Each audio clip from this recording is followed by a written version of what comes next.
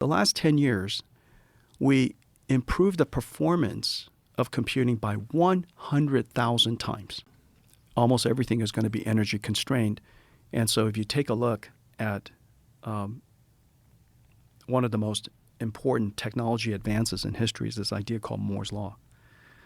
Moore's Law started basically in my generation. And my generation is the generation of computers. I graduated in 1984, and that was basically at the very beginning of the PC revolution and the microprocessor. And every single year, it approximately doubled. And we describe it as every single year we double the performance. But what it really means is that every single year, the cost of computing halved. And so the cost of computing in the course of 5 years reduced by a factor of 10.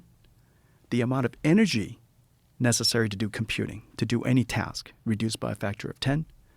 Every single 10 years, 100, 1,000, 10,000, 100,000, so on and so forth.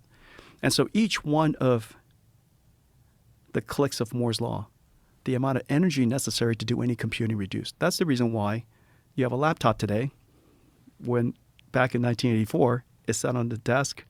You got to plug in. It wasn't that fast, and it consumed a lot of power. Today, it is only a few watts. And so Moore's Law is the fundamental technology trend that made it possible. The last 10 years, we improved the performance of computing by 100,000 times. Whoa. Imagine a car over the course of 10 years, it became 100,000 times faster. Or at the same speed, 100,000 times cheaper. Or at the same speed, 100,000 times less energy. If your car did that, it doesn't need energy at all.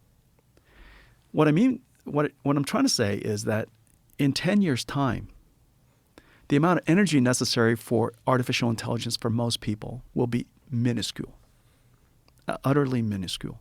And so we'll have AI running in all kinds of things and all the time because it doesn't consume that much energy.